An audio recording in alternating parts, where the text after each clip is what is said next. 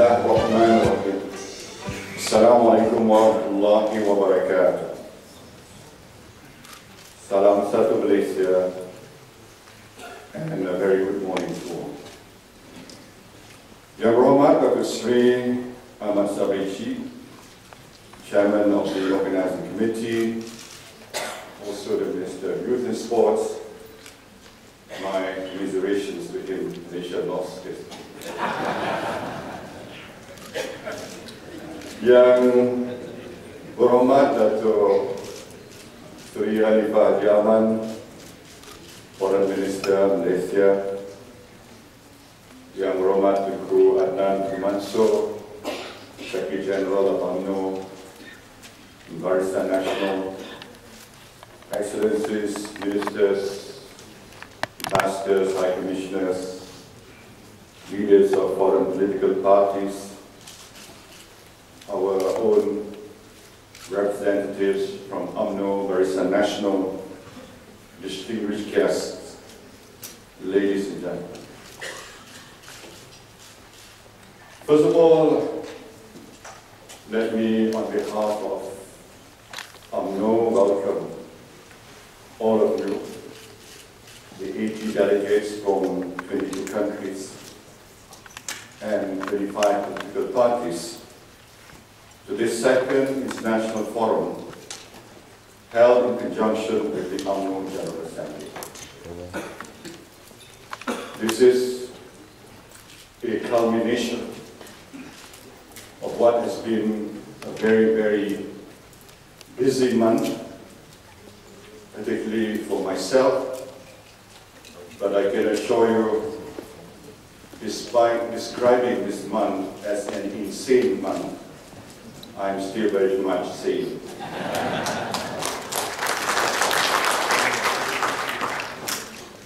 We are gathered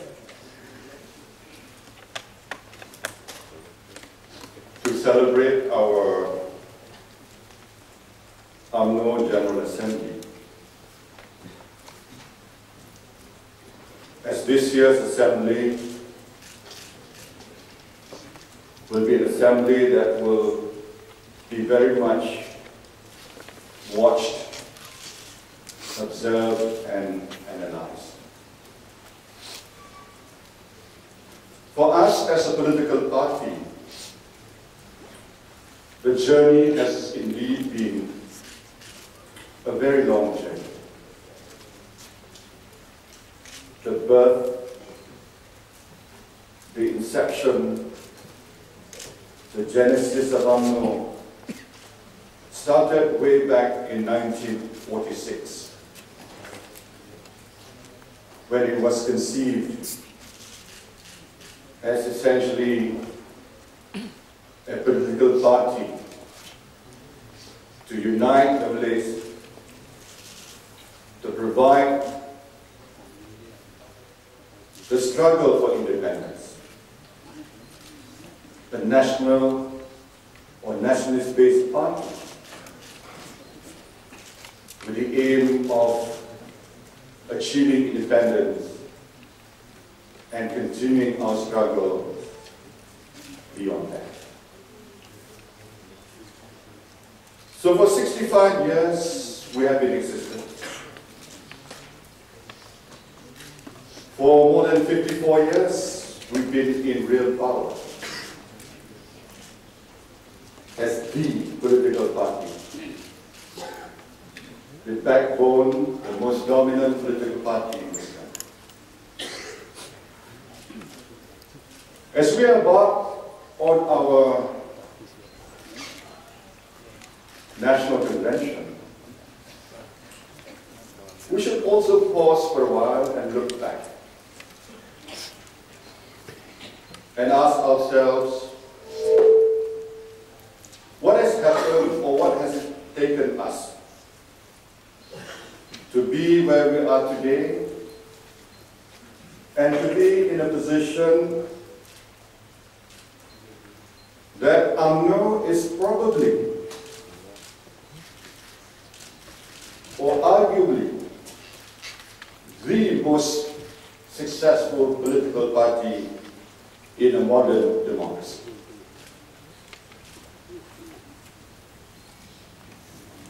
can be very proud of the fact that we've been in power without a break. Continuous political power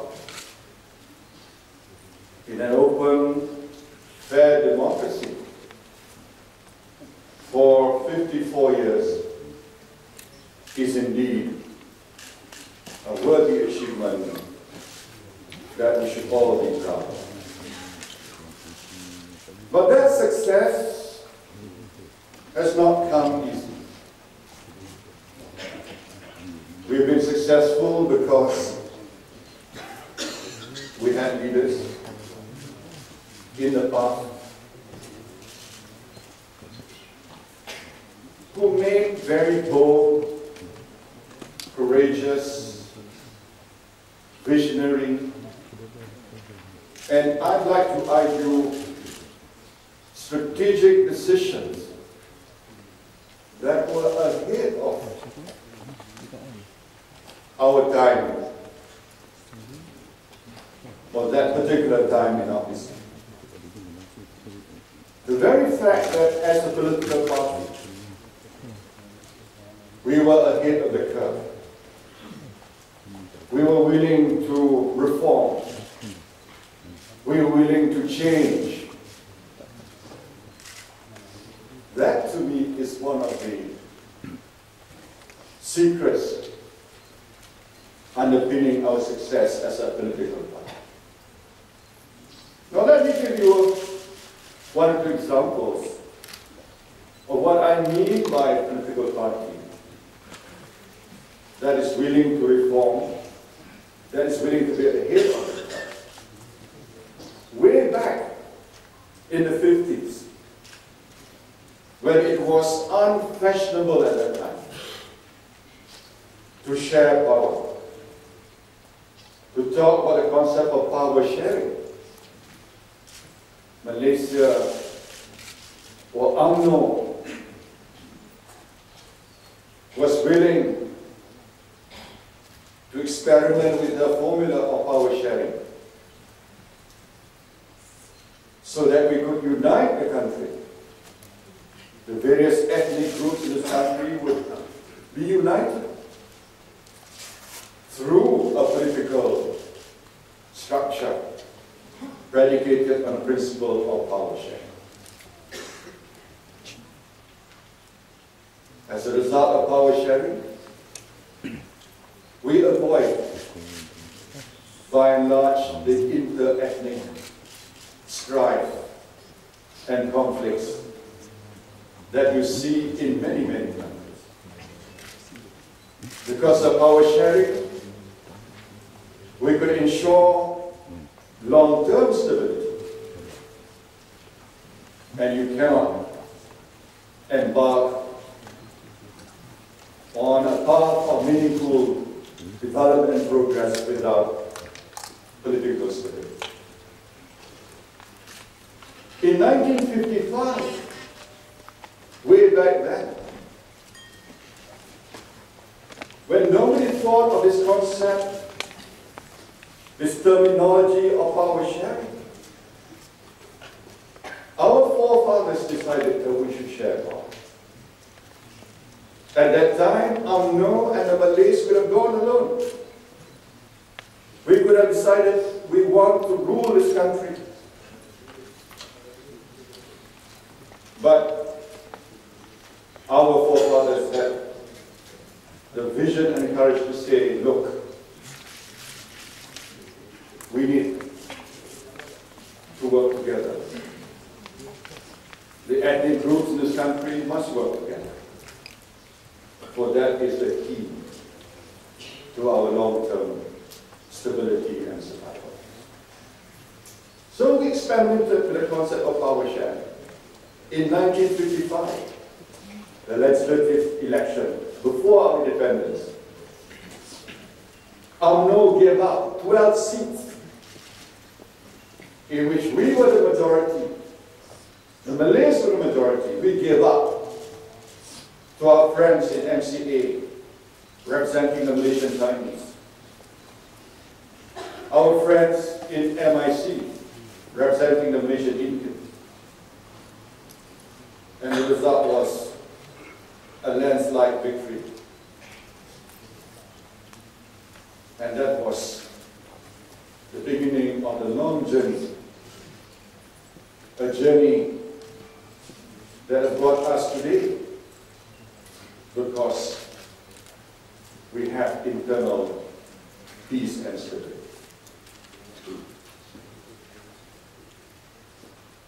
In many countries in the world, where you hear of internal strife, that formula, if applied, could have avoided that. Northern Ireland, for example, after many generations of conflict and violence, finally the long-term solution that ended the violence was essentially based on the concept of power sharing. And that was only decided a few years ago. But UMNO did this in 1955.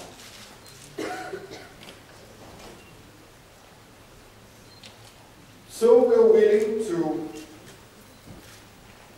be the pioneers, to be far thinking in our actions. And that resulted in UMNO being seen as the party that continues to be relevant with the times, and even ahead of our time. What else did we do? We also developed a political structure that essentially brought everyone together in a pre-election coalition, not in a post-election coalition. A pre-election coalition has the internal strength as compared to a post-election coalition. And today, there are governments in very developed nations that have been formed based on a post-election coalition. How strong is that? Depends to be seen. But I attended a bilateral discussion with my counterpart in a particular country. My counterpart had to excuse himself or herself from a meeting to vote because the party didn't have an overall majority, but had to form a government post-election. We also decided that we should have this new, or what was new at that time, that we should run this country based on consensus. That there are other ethnic groups around in this country. They are citizens of the nation. But if we didn't come up with a philosophy that let us all discuss things within the four walls, let us try to achieve consensus and try to reduce the demands and the political strife that happens if you conduct things openly, which can lead to rising tension. Many, many sensitive issues in this country have been resolved within the four walls. Very sensitive issues that could easily have led to internal conflict or even violence in this country were avoided because we have the mechanism to resolve things within the four walls. Now these are some of the things we've done in the past. That is part of our history. There is no denying it. But as a political party, we're mindful of the fact that today's world is a different world. We cannot hark on our previous successes, even though the successes are monumental, even though the successes have brought us to be one of the leading developing nations. It has changed and transformed Malaysia from a quiet hollow, from an agrarian nation, to a very fast industrializing nation, a middle income, a higher middle income nation. But we cannot look back simply because the world has changed. The world has changed in many, many ways. And today, we are grappling with new challenges. And UMNO as a political party, we have to continue to reform ourselves. We have to, in a sense, even reinvent ourselves, certainly transform ourselves, so that we be seen as a dynamic party. And that is the biggest challenge for a party that's been in power for so long. Because once you're in power for so long, for such an uninterrupted period, you have a sense that you have this political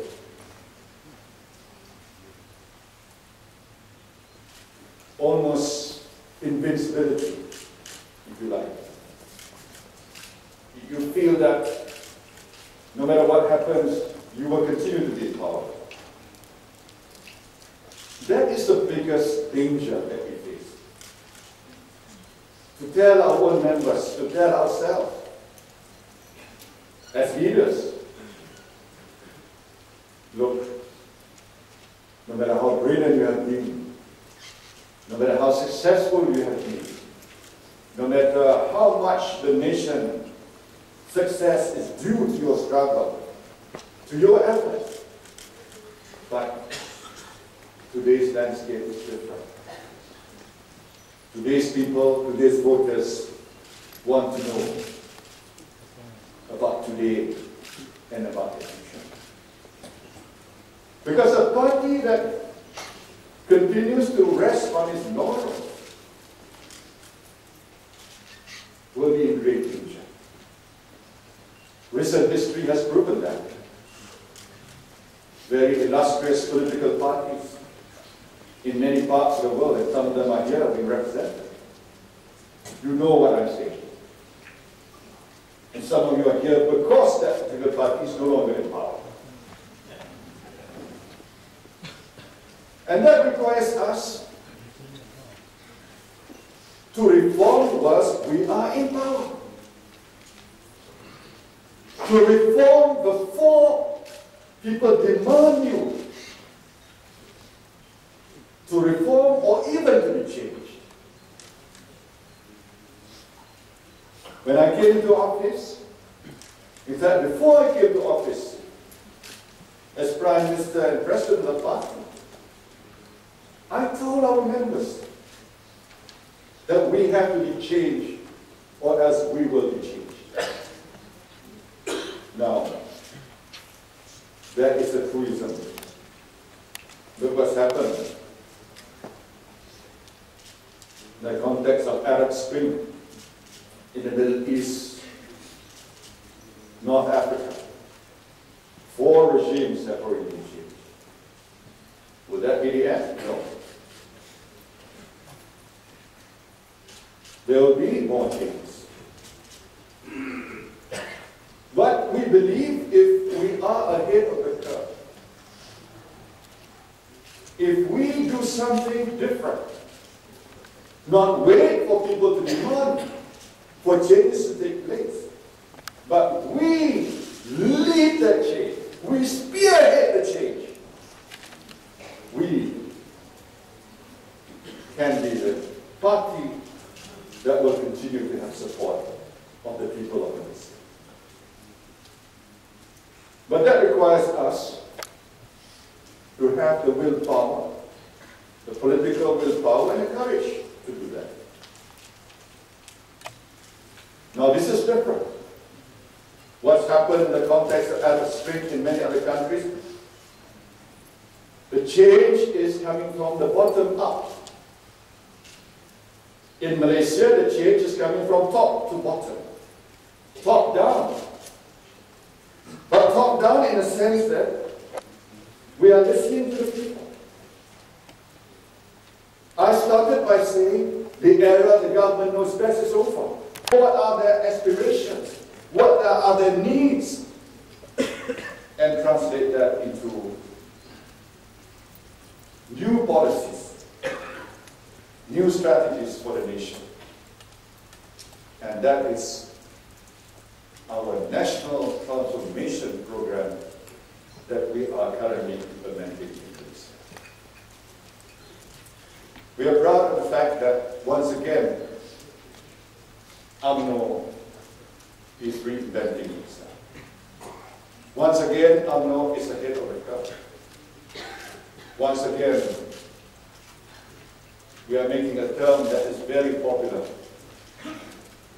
transformation, which has even been accepted as part of the Malay language now. Transformasi, for want of a better word.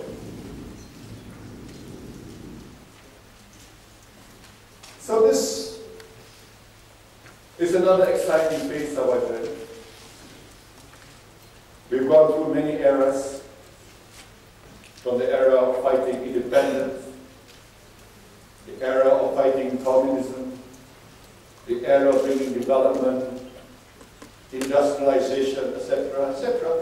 Now we're coming to probably the most exciting phase in our history, because this is the final leg of what has really excited the imagination of all Malaysians. When my predecessor, Dr. Mahathir, announced a new national vision in 1993, Vision 2020, it excited the nation. It was much like when President Kennedy said, "Let us put a man on the moon." That galvanized the entire United States nation. In the context of Malaysia, when he said, "Let us be a fully developed nation by the year 2020, that got us inspired. And that is the basis of the transformation. Because to become a fully developed nation, we need a game changer. The what part is easy. I told Dr. Monday, you did the easy part. You did the what part. But I have to do the how part. And that is the more difficult. The how part. How do you do that? We've now discovered the how part. We've discovered to become a fully developed nation, we have to grow at 6%, 5 to 6% per year for the next 10 years. We've discovered that we have to invest 1.4 trillion ringgit the next 10 years. We have to create 1.2 million jobs. We have to raise per capita income from about $7,000 per capita to $15,000, double the income per head within a time frame of 10 years. That, in a nutshell, is what we have to do. The how part is for us to raise investment, domestic, foreign direct investment, bring about innovation, bring about changes in the government, make ourselves more competitive, deregulate, make ourselves break up the old monopolies, etc., etc. These are the things we have to do to get the momentum, the domestic momentum, and it's becoming more and more challenging because I've just been back from my insane month of November, meeting leaders at APAC. The mood was somber because why? People are talking about the lost decade now, particularly in Europe. And that is very chilling. I mean, we do depend on a strong external economy for us to grow. But fortunately, 46% of our trade is with East Asia, only 9% exposed to Europe. So in a sense, there's some buffer. And we do have our internal strength in this country. Our domestic demand is strong. We have a capacity, high rate of saving. So we have the internal resilience. We have a very productive banking system. So we do have the strength, and that's why the third quarter we announced a growth of 5.8%, which is not bad internationally speaking. 5.8%. Many countries would grab that 5.8%, and with quite a low inflation rate, 3.2%, almost full employment. So the macro figures are good. We are optimistic that we can get there, barring something catastrophic that will happen to the world economy. We will get there, inshallah, because we have the how part, because we have the roadmap, because we have the facts, we have the figures.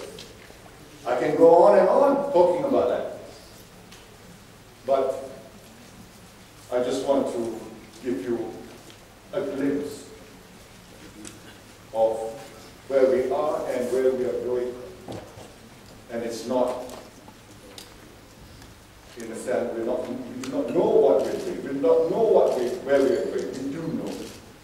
We have a very crystal clear roadmap to get us to Vision 2020, to accomplish the goal of being a fully developed high-income nation.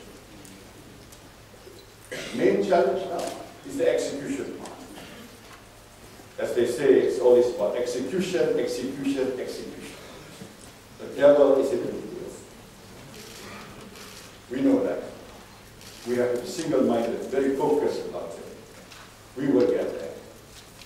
We will bring this country to become a fully developed nation by the year 2020.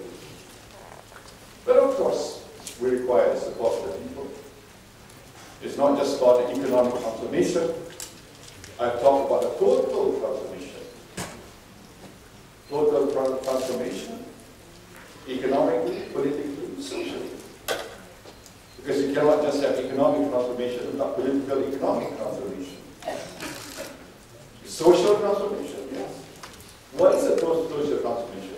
It's predicated on the national philosophy of one Malaysia. Why one Malaysia?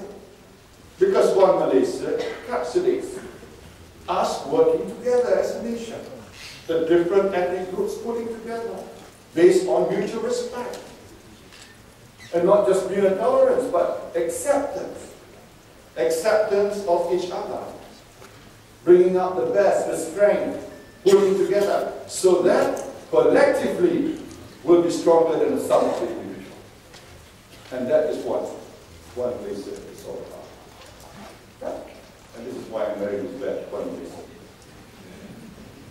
It's not just about the badge, it's the underpinning philosophy that is part of a national value system that we hope to strengthen. People say, yes, you still have problems here, you have problems there. I say, yeah, I did not promise overnight. Nothing will happen overnight. Rome was not built in a day. It is a journey. We must look at it in terms of the building law. You know, when we say we will reduce crime, we didn't promise zero crime. People think, oh, my friend was robbed the other day. Yes, you will probably meet people who've had such nasty experience. But we didn't promise zero crime. We promised crime reduction. And crime has gone down. You know, we promise one Malaysia. It doesn't mean we do not have differences among racial groups. It will be naive and foolhardy for me to say so. But we promise that things will get better and better if you believe in the concept of one Malaysia. If you accept wasatiyah, moderation, that is the main fundamental principle of Islam. Being moderate, being fair and just as rulers, that is God's enjoins us to do. To be fair, to be just. Not only to the Muslims, but also to the non-Muslims. That is Islam. But if you choose to interpret it other ways, that's a problem. But fortunately, those people lie on the other side. But we believe in being moderate, being fair, being just, upholding social justice. That is social. Political changes, yes. We have to have political changes. You know, people say, oh, your election is not fair. That's why you will be in power for so long. Look, when we have election in this country, people vote. The opposition also send their people at the polling booth to check. They are there together with our people to observe. There are times when we win, there are times we have lost. Last election, we lost 5 states. But we have comfortable national majority. Now we have lost 4. We've got 1 back. You mean if we can manipulate, we won't win all the states? Do you think that we will give up some of the important states if we can manipulate the ballot form? Show me the proof. If you say that election is not fair in Malaysia, show me the proof. But people say you have to reform. Yes, okay, we're prepared to reform. We'll form a parliamentary select committee going around the country to make our electoral system even better and better. We're not afraid of anything. We'll be open about it. The political reforms will continue. You want to show dissent? Yes. We will designate certain areas for you to show dissent. Yet they're twisting the facts. They say, look, Malaysia is more draconian than Myanmar. That's not the case. When it's a designated area, you can have your gathering at any time. It's only an undesignated area. We ask for 10 days. So that we can ensure peaceful gathering. You have the right to gather peacefully, without arms.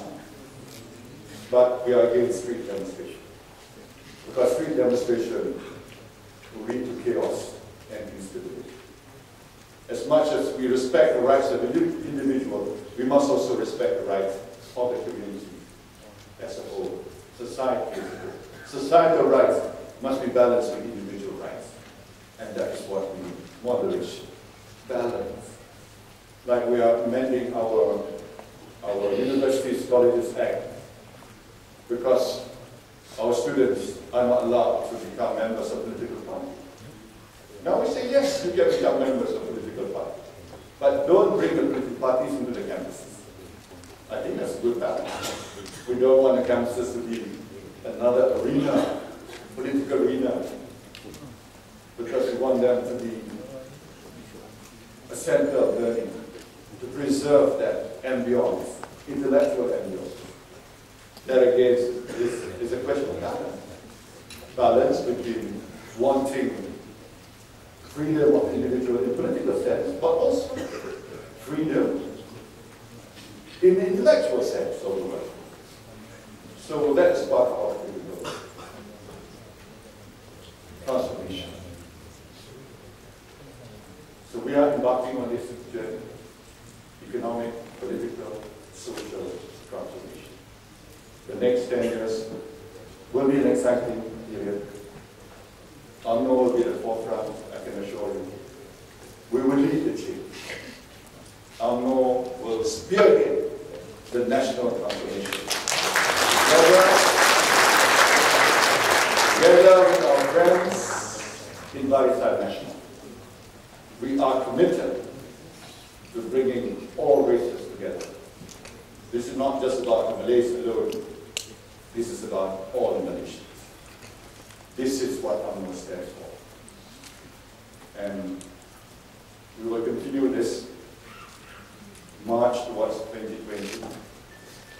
Of course, we have a little challenge ahead of us. We have to cross the bridge of the next general election. I keep on saying, it's not unimportant to be re-elected. It is very important to be re-elected. Because for us to deliver the real transformation, we need to be re-elected. We need to get the support of the people. For that, we must work and we must show to the people. It's not because of what we have done in the past. It's because we are the best for the nation now and in the future.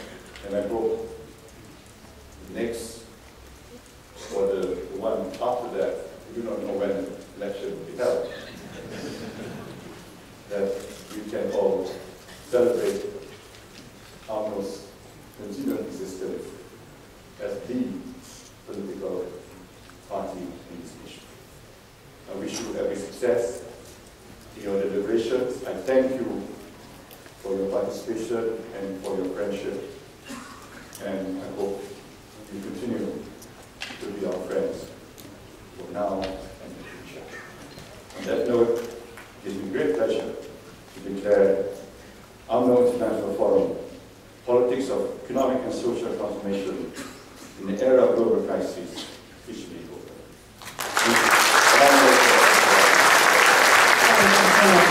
Thank you.